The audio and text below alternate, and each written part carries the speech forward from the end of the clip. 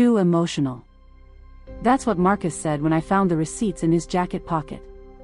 The restaurant smelled like garlic and broken promises. I could hear couples laughing at nearby tables, clinking glasses over anniversary dinners. My hands trembled as I held the credit card statement. My heart pounded against my ribs. I folded the papers quietly, slipped them back where I found them, and chose silence. No confrontation, no tears. I stood up, smoothed my black dress, and walked to the bathroom. 10 minutes later, the restaurant went quiet and a gasp cut through the evening air. Here's what happened next. The Italian place on 5th Street had been our spot for 3 years, the kind of restaurant where they remembered your order and saved the corner table by the window. Marcus had suggested dinner there to talk things through after our fight the night before. The same fight we'd been having for months. Him staying out late, me asking questions, him calling me paranoid and emotional. I'd driven there alone, replaying his last text in my head. Can we just have a nice dinner without the drama, Jess? I'm trying here. That was all I ever was to him. Drama, emotion, too much feeling in a world that preferred numbness. Growing up, I was the sensitive one in my family. The one who cried at movies, who felt everything too deeply. My mom said it was a gift. My ex-husband said it was exhausting. Marcus, at first, said it was what made me special. You feel everything so intensely, he'd whispered during our first month together. It's beautiful. Beautiful became burdensome somewhere between year 1 and year 2. The last time I tried to have a serious conversation was 3 weeks ago. I remember the apartment smelling like his cologne and leftover takeout. Marcus was getting ready for another work dinner when I found a woman's earring under the couch cushion. Not mine. When I asked about it, he laughed like I was being ridiculous. You're being paranoid again, Jess. Sarah from accounting probably dropped it when everyone came over for the game. But Sarah had never been to our apartment. When I pointed that out, his face changed. This is exactly what I'm talking about. You analyze everything. You make mountains out of molehills. You're too emotional about everything. Too emotional. Like feeling was a character flaw. That night, I learned there are 2 kinds of being silenced, being told to be quiet and being told your voice doesn't matter. Both feel like suffocation. I thought about that conversation as I sat down, ordered water, and watched him perform concern. You look tired, babe, he said, reaching for my hand. Maybe you should take it easy at work. All that stress isn't good for you. I almost laughed. Stress. Like that was the problem. Dinner passed in small talk and forced smiles. He told me about his day, his meetings, his plans for the weekend. Golf with clients, he said. Important networking. I nodded and cut my pasta into smaller pieces, each bite tasting like pretense. When he excused himself to take a work call, I saw his phone light up on the table. A text from Michelle, with a heart emoji. Can't wait for tomorrow night. I stared at the screen until it went dark, then reached for his jacket hanging on the chair. The credit card statement was folded in the inside pocket. Charges I didn't recognize. The Ritz downtown, 3 different times this month. Victoria's Secret, amounts that made my stomach drop. A jewelry store I'd never been to. Each line item was a nail in the coffin of 3 years. When he came back, sliding his phone into his pocket, I was holding the papers. He saw them immediately. His face went through a series of expressions: surprise, guilt, then irritation. Jess, what are you doing going through my things? I looked at him for a long moment. Who's Michelle? His jaw tightened. Michelle is a client. A very important client who could change everything for my career. These dinners, the gifts, it's all business. Business? I held up the Victoria's Secret receipt.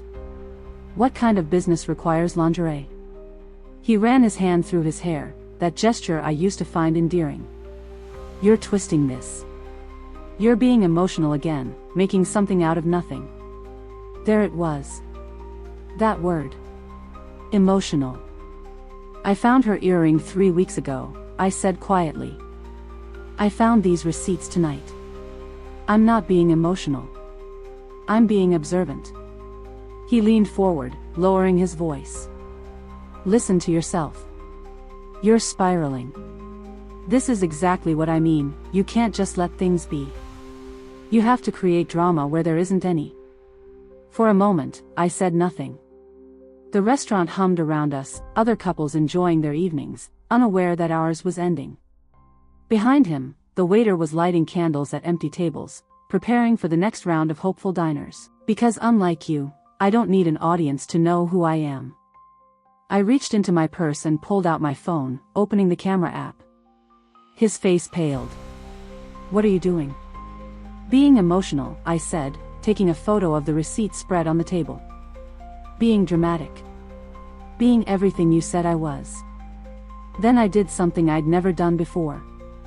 I posted the photo to my Instagram story with a simple caption: when someone shows you who they are, believe them the first time. I tagged him. The color drained from his face. Delete that. Jess, delete that right now. Why? Worried your clients might see it? Worried Michelle might see it? He reached for my phone. I pulled it away, stood up, and straightened my dress.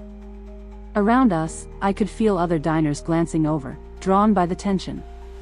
You always said I was too emotional, I said, my voice calm now.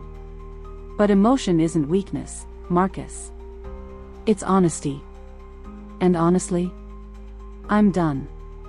I picked up my purse and started walking toward the door. Behind me, I heard his chair scrape against the floor. Jess, wait. You're embarrassing us both. Let's talk about this at home. I turned back. He was standing now, his face flushed, tie slightly askew.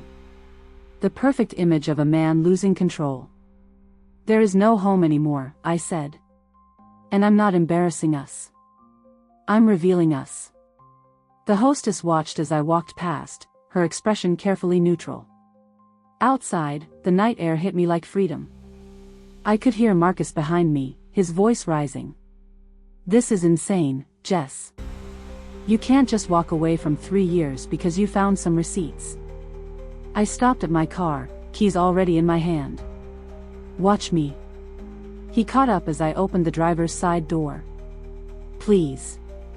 Let's go home and talk about this like adults. I looked at him one more time. 3 years of my life, standing there in a rumpled shirt in desperation. Adults don't lie to each other for months. Adults don't call their partners too emotional for having feelings. I never meant. Yes, you did. I got in the car. That's the problem.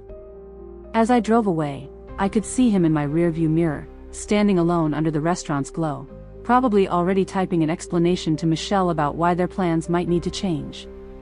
By the time I reached my apartment, my phone was buzzing with notifications.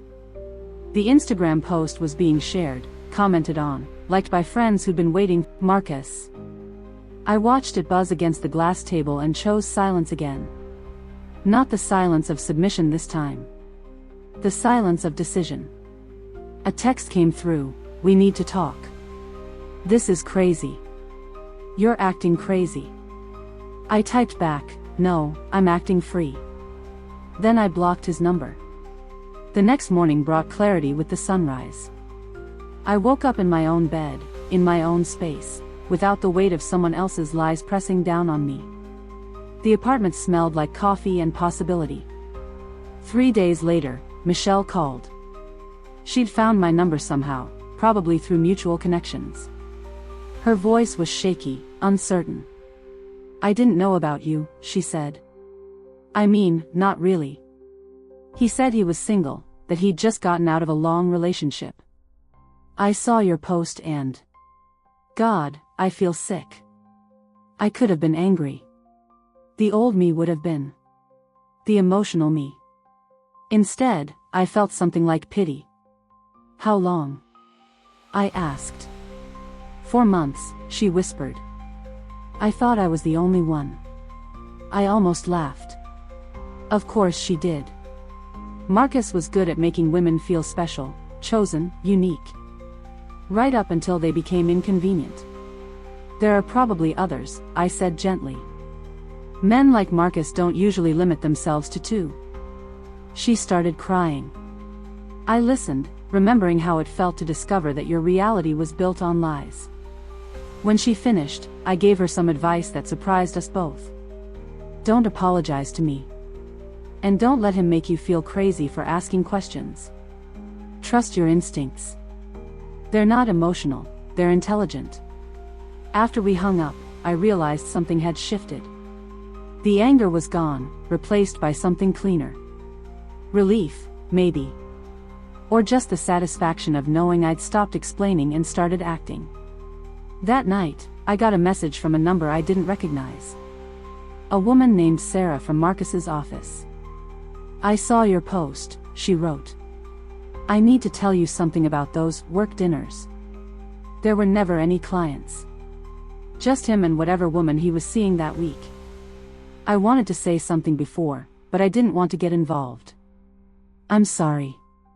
I stared at the message for a long time. All those months of being called paranoid, emotional, dramatic, and I'd been right about everything. My instincts had been screaming the truth while he'd been teaching me to doubt them. I wrote back, look, I know things ended badly between us, but maybe we could grab dinner sometime. Talk things through. I almost smiled. Still trying to rewrite history, still believing he could charm his way back to center stage. No thank you, I said. I don't explain myself anymore. His face flickered with the old irritation. You're still holding grudges. Still being what, Marcus? He caught himself, maybe remembering how our last conversation had ended. Nothing. Never mind. The woman returned from the bathroom, slipping her hand into his. She looked at me curiously, probably wondering who I was and why the air had suddenly grown thick with tension. I stood up, gathered my things, and looked at her. Trust your instincts, I said quietly. They're not emotional. They're right. As I walked away, I heard Marcus's voice rising slightly, beginning an explanation she probably didn't want to hear. Some women need to learn the hard way. I had been one of them. But I wasn't anymore. At Marcus's favorite restaurant, I was called too emotional. This morning, I'm sitting in my therapist's office, being called insightful. Same feelings, different reception. Back then it was weakness. Now it's strength. Sometimes the loudest revenge isn't a scream or an argument.